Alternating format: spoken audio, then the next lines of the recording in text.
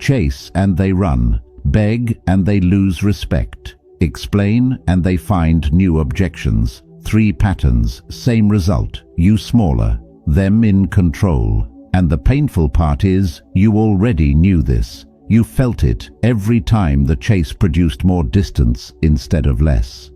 Every time the apology produced less warmth than the one before it. Every time the explanation ended with the same doubt wearing a different question. You felt it.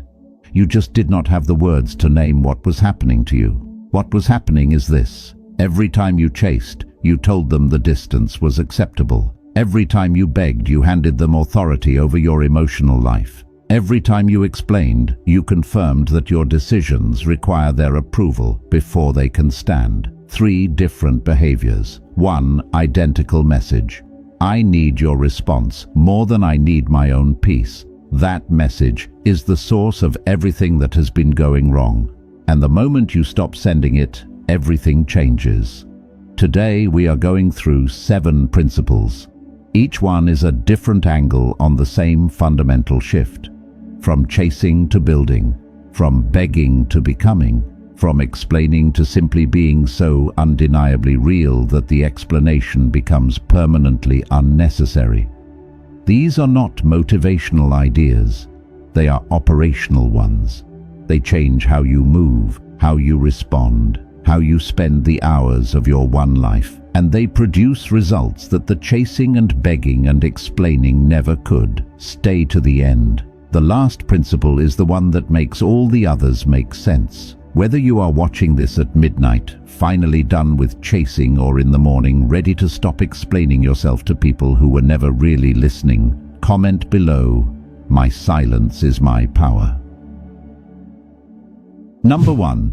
Chasing is not love. It is fear wearing love's clothes. Learn to tell the difference before it costs you everything. The chase feels like love. That is the trap. If it felt like fear, you would stop immediately. But it does not feel like fear. It feels like caring, like devotion, like the kind of commitment that romance has taught you to see as virtue. You keep showing up. You keep reaching out. You keep making yourself available, and every time you do, you tell yourself, this is what love looks like. This is what it means to fight for something. But watch what the chase actually produces. Not what you intended it to produce, what it actually produces. The person you are chasing is not moved closer by the pursuit. They are moved further. Not because they are cruel, because the chase itself communicates something that no amount of genuine feeling can override. It communicates that the distance is acceptable to you, that you will absorb the asymmetry indefinitely, that the dynamic of them having something you need is a dynamic you will maintain through the consistency of your pursuit. You are not just chasing a person, you are training a dynamic. And the dynamic being trained is the one where you chase and they receive the chase as confirmation that they can continue doing exactly what they are doing. Epictetus wrote, "Seek not that the things which happen should happen as you wish. Wish that things which happen be as they are, and you will have a tranquil flow of life." The person worth having in your life will not require you to chase them into it. Their presence will be voluntary. Their movement toward you will not depend on the maintenance of your pursuit as its fuel. When you stop chasing, one of 2 things happens. The person notices the absence and moves toward you, or they do not move. And either outcome is information the chase was preventing you from receiving. The chase was too busy generating hope to allow for clarity. If they move when the chase stops, you discover the relationship was more real than the asymmetry suggested. The chase was never required. They were always capable of choosing you. They just had no reason to while you were making it so easy not to. If they do not move, you discover something more important. That what you were chasing was not what you needed. That the loss turns out to be survivable. That you are more complete without the chase than you were inside it. Stop the chase.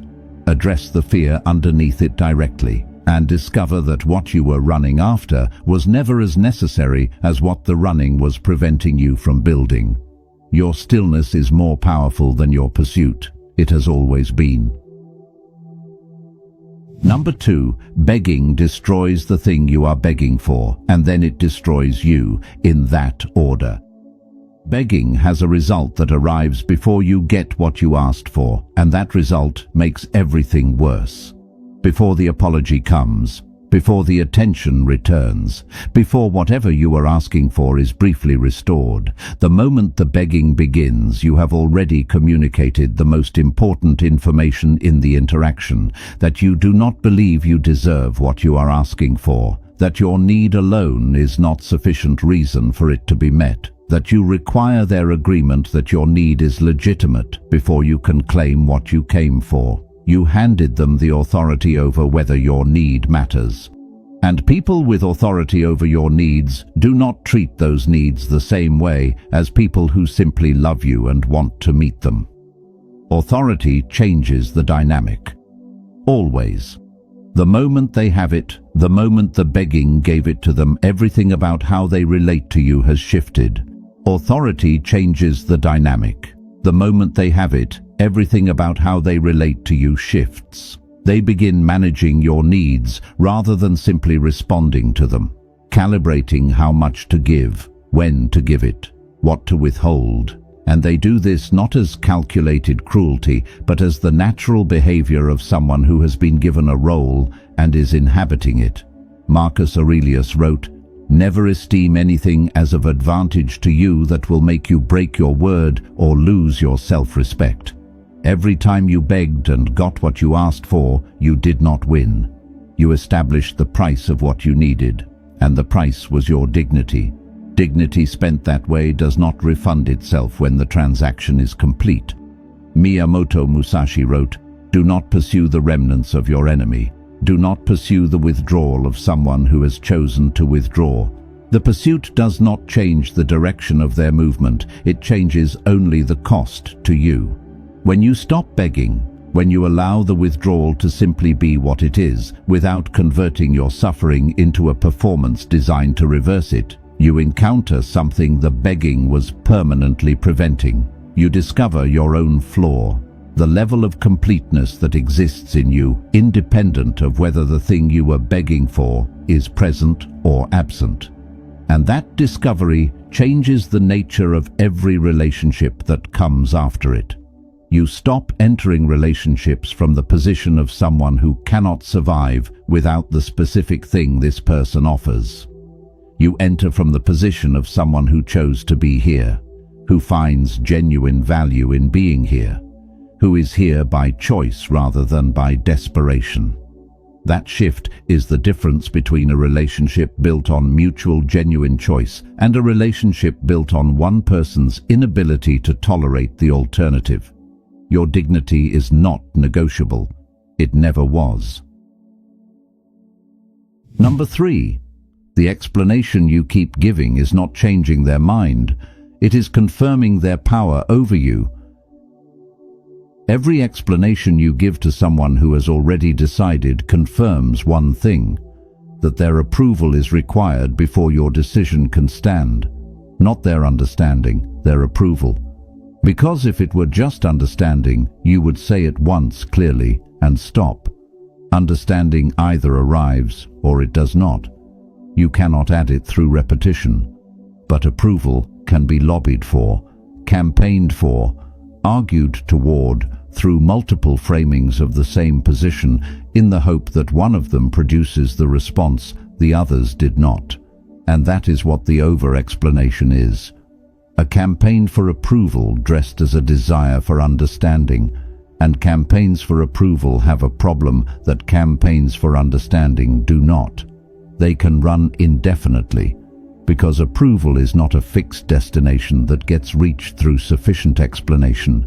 It is a moving target controlled entirely by the person whose approval you are seeking.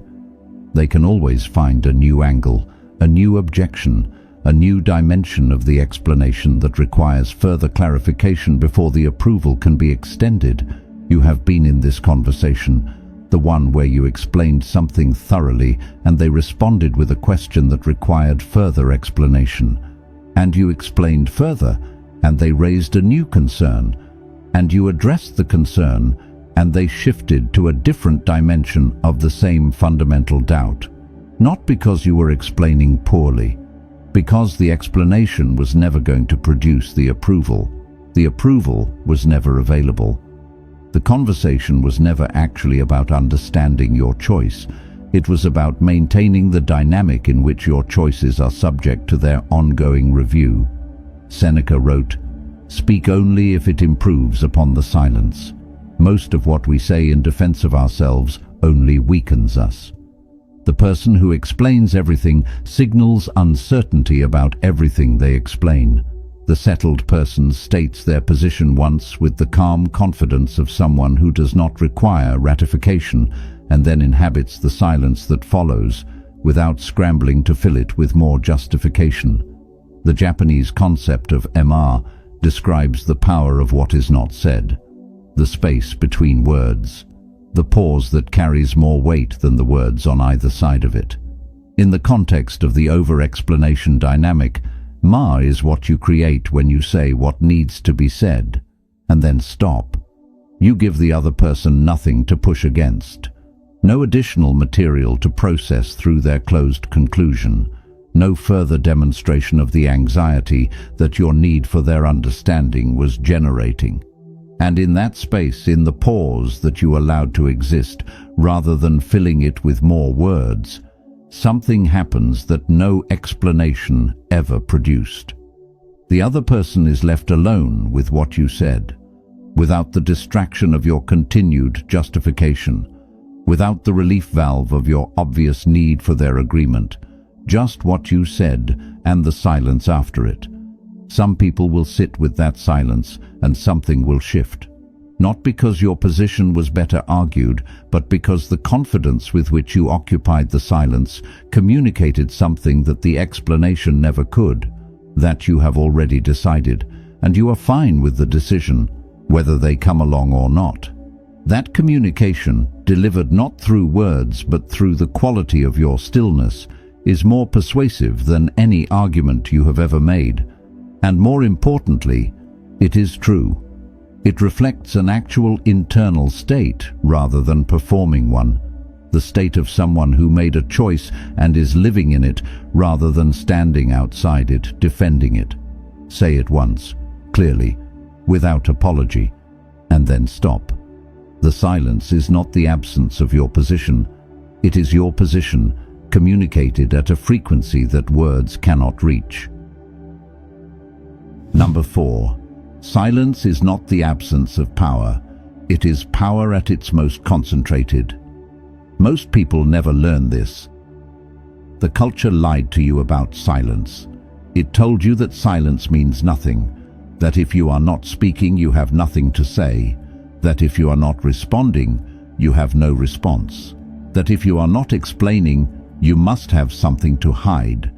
Every single one of those assumptions is backwards, and the person who figures that out stops being manageable by the people who were depending on those assumptions to maintain their access to you. Because silence is not absence. Deliberate silence, chosen silence, the silence of someone who considered what could be said and decided nothing available improves upon the stillness. That silence is presence in its most concentrated form. It carries the weight of everything it is not saying, and the listener, encountering it, cannot dismiss it the way they dismiss words. They cannot find the angle to push against. They cannot locate the objection. There is nothing to rebut. There is only the silence and what it communicates about the person who chose it.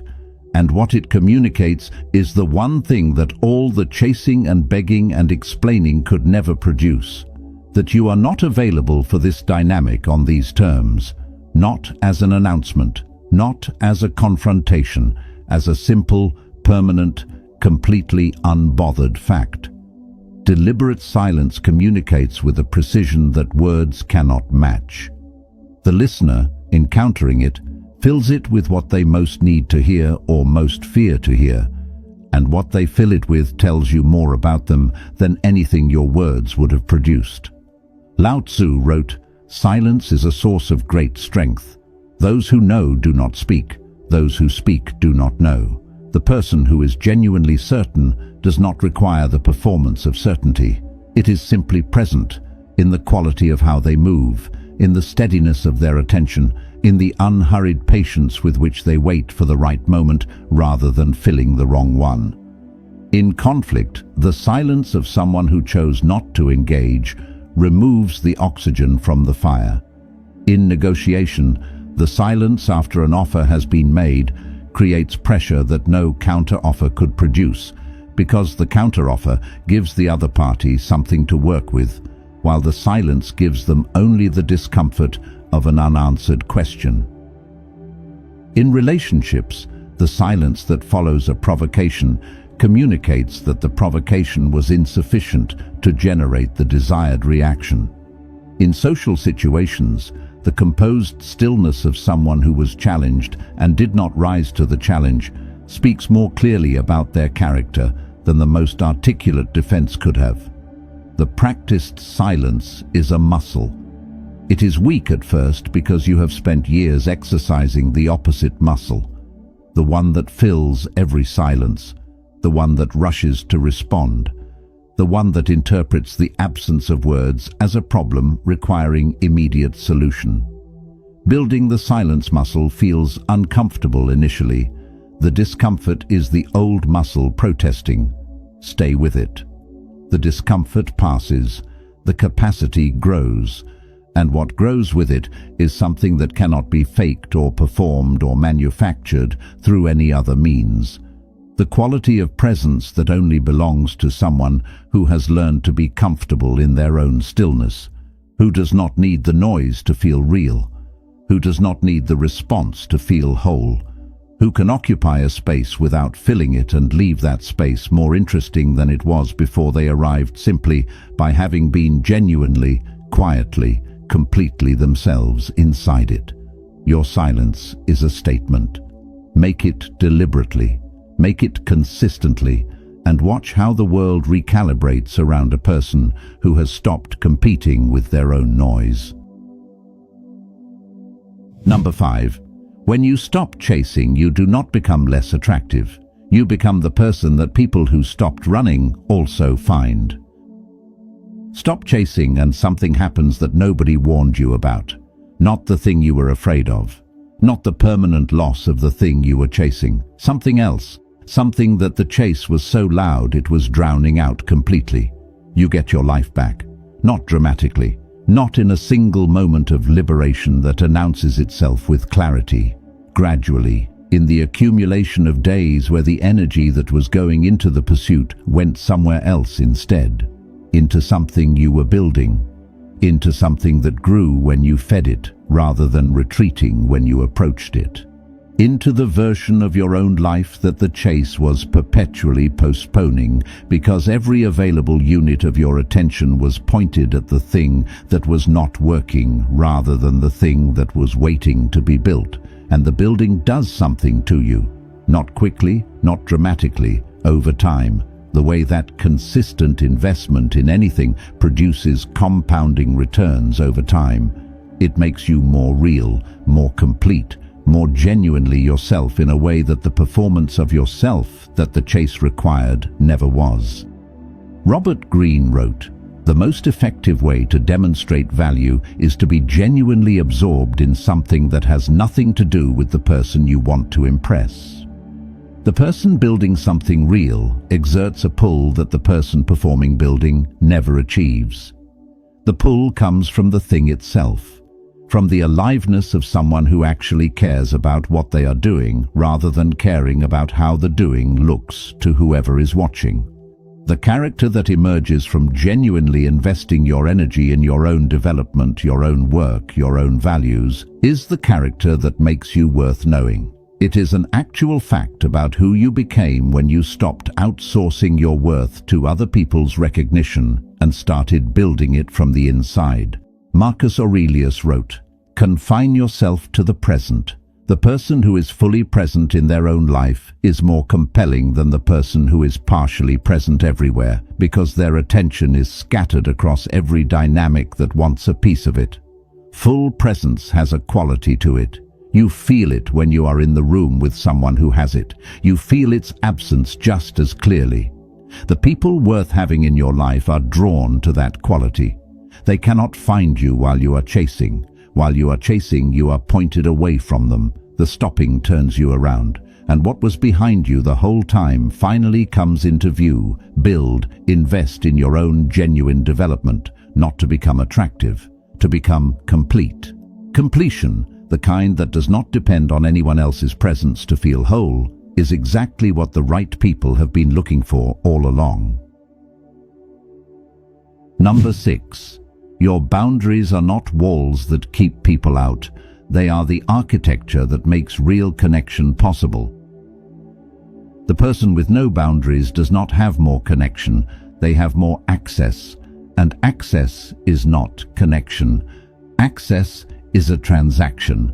The person who is always available, always accommodating, always adjusting themselves to produce the least friction with the maximum number of people, that person is reachable by everyone and genuinely met by almost no one, because the version of themselves they present is not the real version. It is the managed version, the one that has been continuously edited down to remove the parts that might cause difficulty or disagreement, or the particular discomfort of another person encountering something in you that requires them to adjust to you rather than you adjusting to them. And the edited version, however pleasant it is to be around, is not you. It is you minus the parts that make you genuinely interesting. You minus the edges that create genuine friction and genuine engagement. You minus the real opinions and the actual limits and the honest responses that would have produced real relationship if you had been willing to offer them, instead of the smoothed, accommodated, minimally demanding version that made everyone comfortable and left you exhausted. You cannot connect with someone who is not really there. And you have not been really there. You have been sending a representative. A boundary is not defensive. A wall is defensive. A wall is built to keep things out because you are afraid of what is outside. A boundary is architectural. It defines the space inside which your life actually functions. It says not, I am afraid of what is out there, but here is where I actually live, and what happens inside this space is mine to determine. The distinction is fundamental. Fear builds walls, clarity builds boundaries, and clarity produces something that fear never does. The freedom to be genuinely yourself inside the space you defined. Epictetus wrote, "Make the best use of what is in your power and take the rest as it happens." The boundary makes this possible in practical terms. Without the boundary, the distinction between what is yours and what is not yours collapses in daily life. You find yourself managing outcomes that were never yours to manage, spending energy on people's responses that were never yours to control, feeling responsible for emotional states that belong to other people and that you were never equipped to fix. The boundary draws the line. Everything on your side you manage with full commitment. Everything on the other side you release. When you establish a genuine boundary, something clarifying happens in the relationships around you. The people who were in your life for what they could access through you discover that the access has changed. Some of them leave. This is not loss. This is information delivered at a lower price than it would eventually have been delivered. They were not there for you. They were there for the version of you that had no limits on what could be taken. Some people stay and adjust. They discover that the relationship with the bounded version of you is more genuine than the relationship with the unbounded version was, because it is based on actual choice. They are choosing to be here, knowing what the terms are. And choice-based presence has a quality that access-based presence never does. It carries the weight of genuine preference, of being here because this person and this relationship specifically are worth being here for. That is the connection that the absence of boundaries was preventing. not despite the limits, but because of them. The boundary created the conditions in which genuine meeting became possible, in which the person who arrived was meeting you rather than the version of you that required no effort to access. Build the architecture, not to keep people out, to create the space in which you actually live, in which what you build belongs to you, in which who you allow in is a deliberate choice rather than an unexamined default.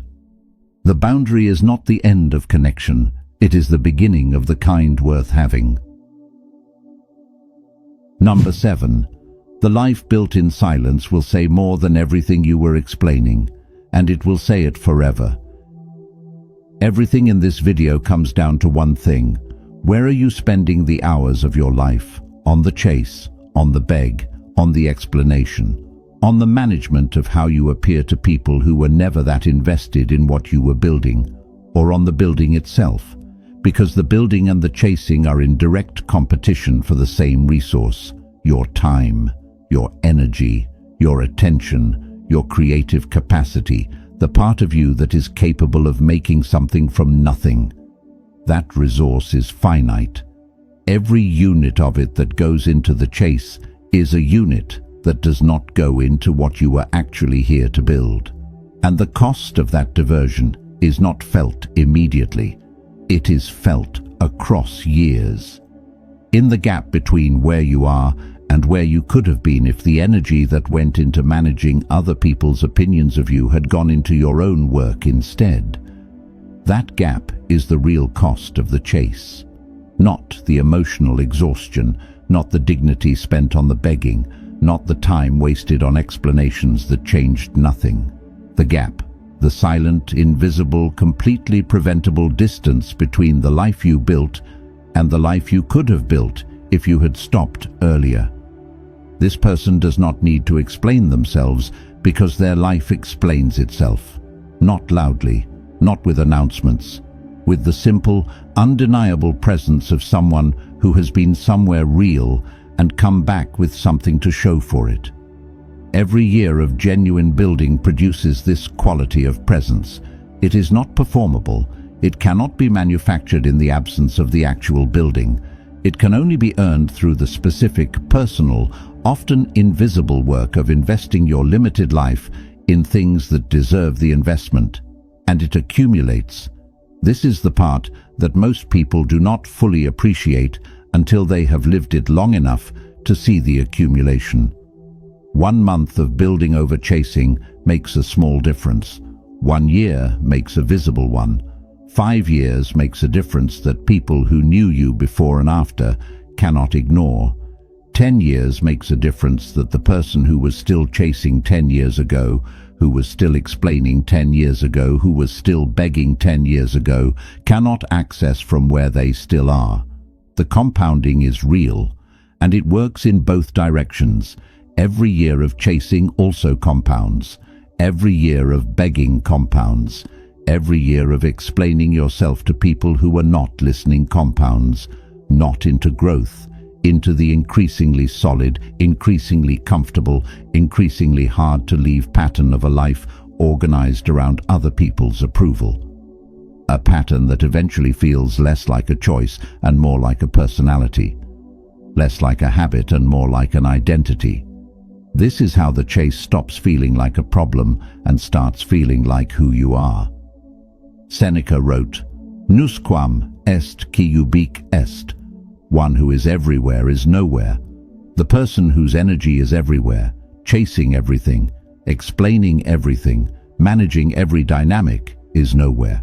No center, no accumulated momentum, no compounding return on any investment, because every investment was redirected to the next thing that needed managing before it had time to grow into anything. Viktor Frankl wrote, "Between stimulus and response, there is a space. In that space is our power to choose our response. In our response lies our growth and our freedom. The silence is that space.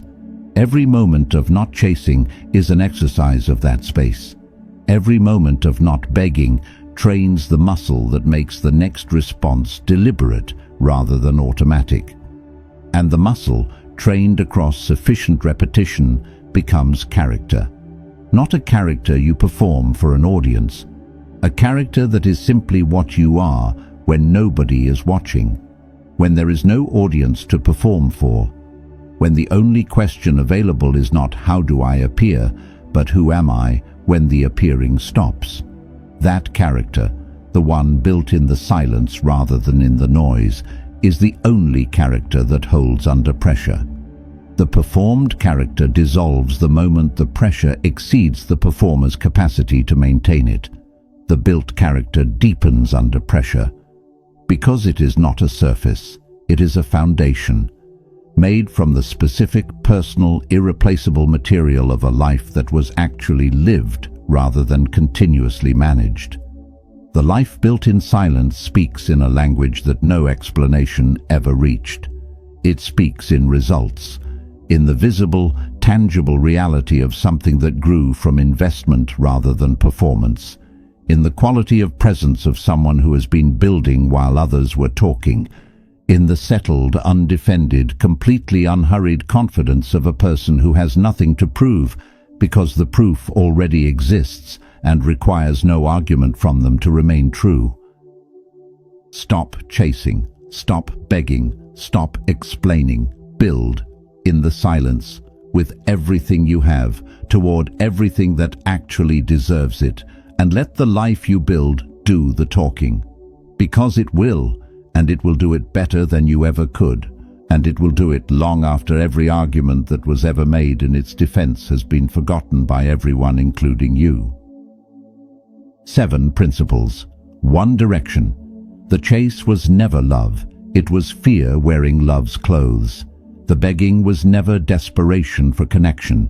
It was the surrender of self-respect to the temporary relief of having the thing back that was never going to stay. The explaining was never communication. It was performance for an audience that had already decided, and that no amount of thorough performance was ever going to move.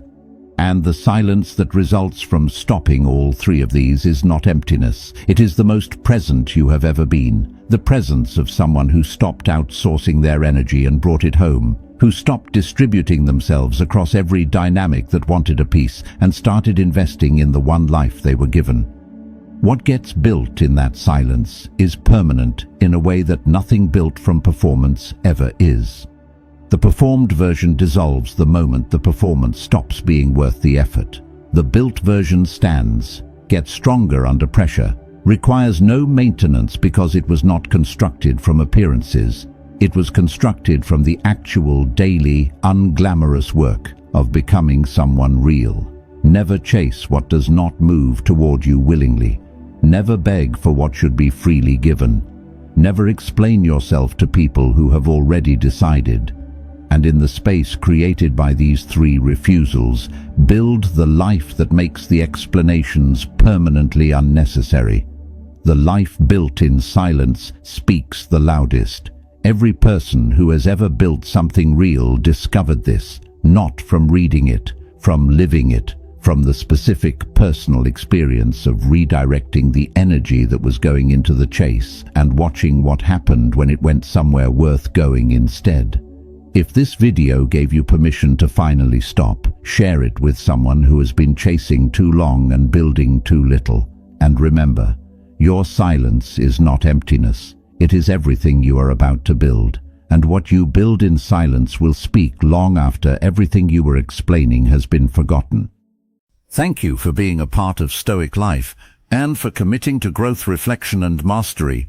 This video is made for educational and entertainment purposes only. Topics may include Stoicism, self-improvement, dating psychology, relationship advice, breakup recovery, emotional intelligence, self-respect, masculine mindset, and personal growth. Some content may contain AI-generated voice, script, visuals, or editing assistance. Our goal is never to mislead or spread false information.